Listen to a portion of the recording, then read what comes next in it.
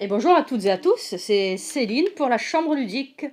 Donc aujourd'hui, je vais vous présenter un petit jeu, dernier coup de cœur qu'on a eu avec Fanny. Il s'agit de Roméo et Juliette.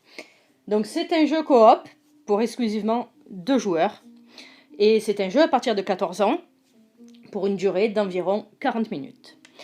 Donc les grands principes du jeu, on l'a vu, c'est un jeu coopératif, un jeu aussi à communication limitée. Un jeu où vous allez incarner pour l'un Roméo, pour l'autre Juliette. Et vous allez, en fait, pour les grands principes du jeu, devoir atteindre l'amour ultime, donc qui va se matérialiser sur cette piste, et éviter la haine de vos familles, qui va se matérialiser sur cette piste.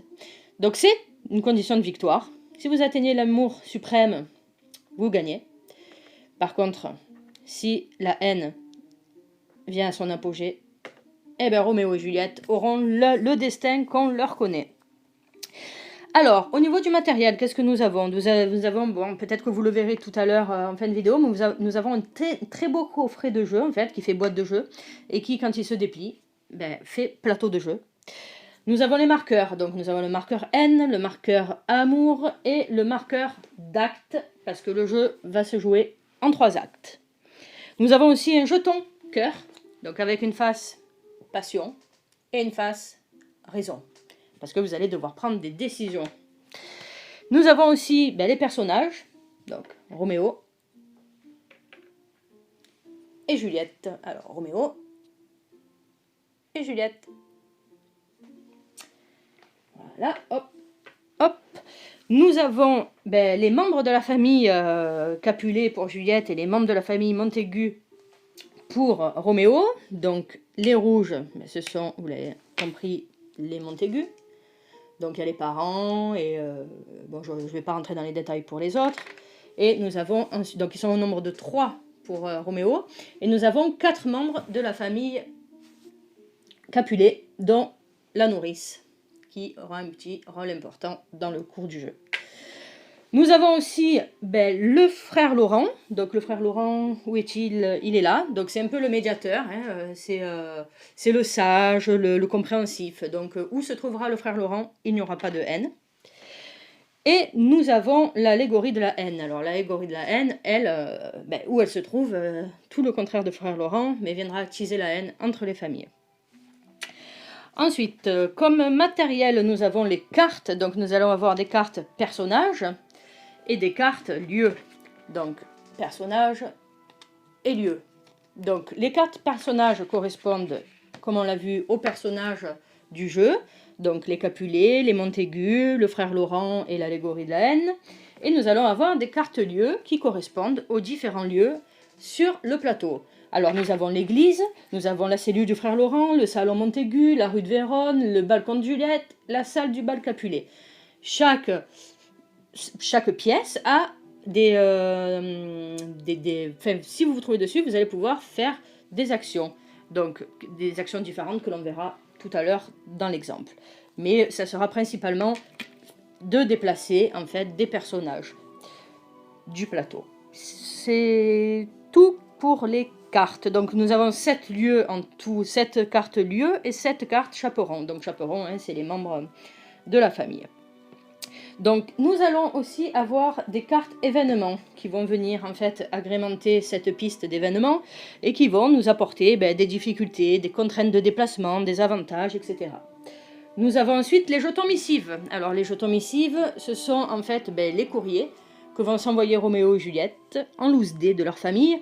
Et ça va être grâce à ces courriers que l'on va se donner des indices pour essayer de se retrouver dans un lieu. Et enfin, nous avons les cartes chapitres. Donc, cartes chapitres, en fait, qui sont au nombre de 9, qui sont un peu les scénarios, en fait, du jeu. Donc, avec des niveaux différents, des difficultés différentes. Donc, ça va nous imposer des placements de départ, comme ce placement, comme cette préparation que j'ai effectuée. Et ça va nous imposer aussi, ça va nous distribuer des jetons missives à l'un et à l'autre. Ça va nous définir le nombre de jetons missives que l'on possède. Et ça va aussi avoir une influence sur les événements. Voilà. Alors là, pour cette partie, nous allons du coup faire ce chapitre-là, donc le 1 au commencement, qui correspond à la partie d'initiation. Voilà, donc au commencement, donc là on voit en fait la carte événement que l'on doit mettre sur la case livre. Ensuite, ça nous indique les cartes événements que l'on doit avoir dans le jeu, donc 2 cartes événements de niveau 1, 3 cartes événements de niveau 2, etc., qui viendront au fur et à mesure du jeu se poser ici. Donc nous en avons 2 types de cartes événements. Nous avons les types de cartes événements avec un sablier qui seront en fait tout le long du jeu jusqu'à ce qu'elles soient recouvertes, comme celle-ci, actives, et dont il faudra appliquer la consigne. Et nous avons les cartes événements juste sur un événement dans une phase de jeu qui viendra déplacer peut-être des personnages, etc. Nous partons avec 2 jetons missives pour Roméo et un jeton missive pour Juliette. Voilà pour la préparation du jeu. Donc comment on joue? Donc comme je vous l'ai indiqué, en fait, pour gagner, il va falloir que l'amour soit au plus fort. Pour que l'amour monte, en fait, sur cette piste, il va falloir en fait que Roméo et Juliette se retrouvent sur un même lieu. Donc s'ils se retrouvent sur un même lieu et qu'ils l'ont décidé, parce qu'il va falloir le décider en amont, et ben ça va faire monter la piste d'amour. Donc quand la piste d'amour monte, cela nous permet de dévoiler une carte événement. Donc ici, nous avons plusieurs types. Nous avons la plume, nous avons la fleur, nous avons le verre. Donc la carte événement va venir se positionner sur l'icône qui correspond. Donc ici, la plume. Et déclencher un nouvel événement. Mais ça sera au dénouement du jeu, ça sera à la phase de dénouement. Mais c'était pour vous expliquer l'amour. Ensuite, on va devoir aussi éviter la haine. Donc pour lutter contre la haine va s'abattre sur Vérone, en fait, lorsque 2 membres de famille opposés seront sur le même lieu. Si nous nous retrouvons à l'église avec les parents Capulet et les parents Montaigu, ça sera une condition de haine. Donc la haine monte parce que les 2 familles ne s'entendent pas et sont sur le même lieu. Ne pas oublier que Juliette est un personnage aussi, donc si elle se retrouve sur un lieu avec les parents de Roméo, ça peut attiser la haine aussi. Par contre, ça va de soi, Roméo et Juliette, eux, ne sont pas sont de familles opposées, mais n'attisent pas la haine. Au contraire, ils attisent l'amour. Voilà pour le grand principe du jeu. Alors, sachez que si vous vous retrouvez, par exemple, sur le balcon de Juliette, ça va faire évoluer 2 fois l'amour. Voilà. Je crois que j'ai un peu tout dit sur ça. Alors, au niveau du déroulé de jeu, donc ça se joue en 3 actes. Donc 3 actes qui sont matérialisés ici. Les actes se jouent en scène, donc il va être au nombre de 4. Et la scène se joue en fait en certaines phases. Et c'est là que l'on rentre dans un tour de jeu. Donc le premier tour de jeu, ça va être le préambule où l'on va faire notre main en fait. Pour faire notre main, on va devoir prendre 4 cartes lieux et 4 cartes personnages. Alors les cartes en fait que l'on prend sur le premier tour, attention, petite précision, il faut obligatoirement que Juliette ait dans sa main le balcon de Juliette et que Roméo ait dans sa main la rue de Vérone. Voilà. Donc je suis Roméo, j'ai pioché mes cartes et je me retrouve donc avec 4 lieux et 4 personnages. Donc les parents Montaigu, hop, Mercutio, l'allégorie de la haine, et le frère Laurent. Je vais devoir, du coup, estimer un peu ce qu'a en main ma partenaire. Donc je sais très bien que... Et elle est sur le balcon de Juliette. Juliette, elle y commence. Donc je sais très bien qu'elle a le balcon de Juliette dans sa main. Donc si je peux me déplacer là-bas, pourquoi ne pas essayer de lui donner un indice et de lui dire que je peux y aller. Donc la première phase, le préambule, on prend les cartes, on complète sa main donc à chaque scène, et donc là pour le coup c'est juste la première pioche, et ensuite la deuxième phase ça va être la phase de rendez-vous. Donc on va pouvoir en fait donner un indice en envoyant une lettre à Roméo, à Juliette, ou vice versa. Donc je peux donner un indice et dire à Juliette, hop, moi je te donne un indice, je viens ici. Tout ça sans parler bien sûr. Que peut faire Juliette? Juliette peut à son tour, si ça ne lui convient pas, me donner un autre indice, que je peux accepter ou pas, ou elle peut, si elle sait qu'on peut se retrouver dans le même lieu, et qu'il y a des chances qu'on s'y retrouve, ben m'indiquer, effectivement, je peux t'y rejoindre, je te mets le cœur côté passion. Ce qui permettra, si on se retrouve dans le même lieu, de pouvoir évoluer sur la piste d'amour. Parce que si la passion n'avait pas été choisie, même si l'on se retrouve sur le même lieu, on n'avance pas sur la piste d'amour. Voilà les solutions possibles pour la phase de rendez-vous. Sachez que Juliette a quand même toujours le dernier mot si on n'arrive pas à se décider. La phase d'amour, donc, ça valide le fait qu'effectivement, on va sûrement se retrouver dans un même lieu. Et la raison vient dire, non, allez, soyons raisonnables, on ne peut pas se retrouver dans le même lieu, mais par contre, ça va nous faire immédiatement gagner de missives. Immédiatement, mais que l'on ne pourra pas, du coup, utiliser sur ce tour. Ensuite vient l'entrée en scène. Donc, on va choisir, d'après les indices, etc., le personnage que nous voulons emmener avec nous, parce que oui, le personnage que l'on va choisir, c'est le personnage qui va se déplacer avec nous dans le lieu que nous avons choisi. Donc, par exemple, moi, je vais essayer d'aller au balcon de Juliette, et je vais essayer d'assurer le coup, et d'emmener avec moi le frère Laurent. Voilà, le frère Laurent, en fait, où qu'il se trouve, il évite la haine entre les familles. C'est-à-dire que vous pouvez avoir des mélanges de familles sur un certain lieu, si le frère Laurent est là, la haine est évitée. Et à contrario de l'allégorie de la haine, qui lui, s'il se retrouve avec un membre de la famille ou Roméo et Juliette, eh ben c'est le bordel, et la haine s'abat quand même sur Vérone. Donc Juliette va faire de même, elle va choisir de son côté un personnage et, et un lieu, et ensuite on va révéler, donc c'est l'entrée en scène. L'entrée en scène, on révèle chacun de notre côté le personnage que l'on a choisi et le lieu que l'on a choisi, et on fait les déplacements. Donc, Roméo se déplace sur le balcon de Juliette avec le frère Laurent. Il est là. Et Juliette fait de même. Donc, par exemple, si elle avait décidé, parce qu'on sait qu'elle a ce lieu, de jouer le balcon de Juliette et, par exemple, d'emmener avec elle ses parents, eh ben, elle aurait pu. Donc, elle reste du coup sur le balcon et elle emmène ses parents. Ils peuvent venir, de toute manière, moi j'ai joué le frère Laurent. Donc, il fallait qu'elle sache que si je l'ai invitée à venir, c'était peut-être parce que j'avais une manière ou une autre de la protéger. Voilà, donc ça, c'est le déplacement des personnages. Ensuite, si on applique les effets des cases. Donc là, pour le coup, il n'y a pas d'effet, parce que l'effet du lieu, c'est de monter 2 fois l'amour.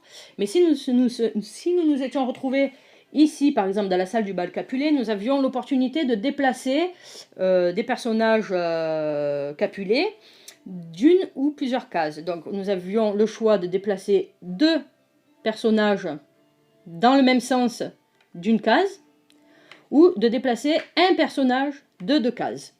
Voilà. Donc, dans un sens ou dans l'autre. Mais si on déplace 2 personnages, ça va se faire dans le même sens. Voilà. Après, je vous laisserai découvrir les autres effets pour pas trop rentrer dans les détails. Mais voilà, chaque lieu a son effet. Une fois que l'on a fait les effets des lieux et que l'on a déplacé nos personnages et effectué les effets des lieux, c'est le dénouement. On vérifie.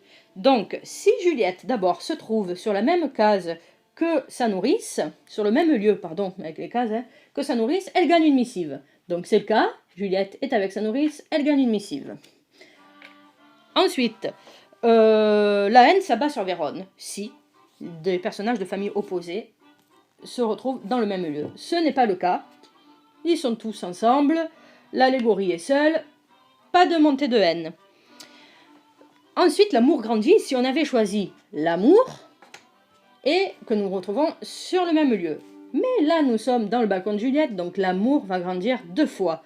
Donc une première fois, ce qui va nous permettre de révéler un événement et le placer sur la plume. Au moment de vérifier si la haine s'abat sur Vérone, l'église est ignorée. Voilà, c'est des petits bonus comme ça que vous aurez. Et nous montons un deuxième coup, et là, on va le poser sur la rose. Si l'amour grandit à la salle de bal calculé, il grandit une seconde fois. Voilà, ce sont des petits bonus. Donc là, nous sommes tombés que sur des sabliers. c'est-à-dire que les effets sont disponibles tant que la carte n'a pas été recouverte. Alors la carte va se recouvrir quand nous allons en fait évoluer encore une fois, encore plus sur l'amour, et que nous allons devoir par exemple recouvrir la plume. Donc nous allons recouvrir la carte plume qui est matérialisée ici avec la prochaine carte événement. Voilà pour le jeu, le déroulé du jeu, le tour de jeu. Donc il y a plein d'autres petites choses à savoir, mais je vous laisserai peut-être rentrer dans les détails une prochaine fois. Donc si la famille s'était retrouvée, par exemple dans ce cas-là, effectivement, la haine se serait abattue sur Vérone.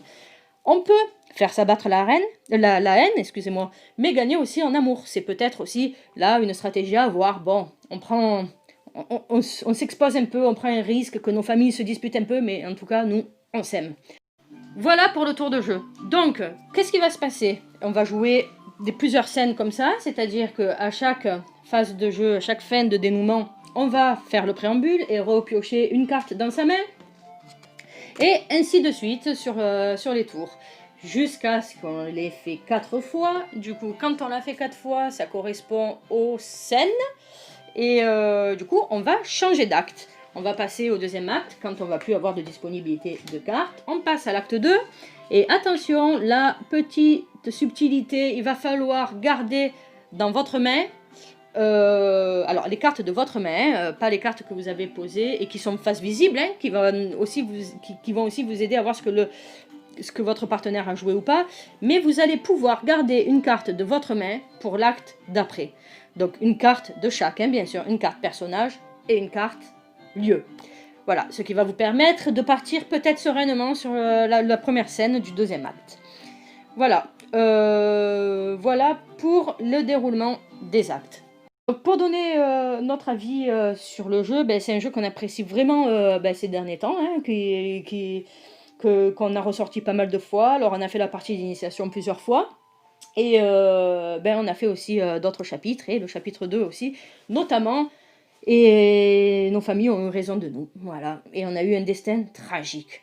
Mais bon, franchement, c'est un bon jeu, autant au niveau du matériel, des illustrations, etc., que de la mécanique, vraiment le fait que ce soit une communication limitée, mais qu'on puisse envoyer des indices. Voilà, ça peut devenir très, très stratégique, on anticipe le déplacement des uns, des autres, parce qu'on peut très bien se dire on se retrouve pas, mais ça va nous permettre d'aller chacun sur des lieux différents pour pouvoir déplacer les personnages, pour pouvoir se retrouver seuls par la suite. Voilà, donc c'est vraiment un jeu complet qui franchement peut se ressortir souvent, et au niveau de la rejouabilité, je pense que c'est pas mal. Voilà, parce qu'on peut faire les chapitres et dans l'ordre, on peut ensuite se faire des chapitres aléatoires. Voilà, je pense que j'ai fait le tour. En tout cas, nous, on s'est procuré ce jeu-là il n'y a pas si longtemps dans notre magasin favori. Je joue, je partage à La Penne-sur-Yvonne. Donc n'hésitez pas à faire appel à Olivier, le gérant, si ce jeu vous intéresse ou si on vous a donné envie d'y jouer. Il procède au click and collect pendant cette période.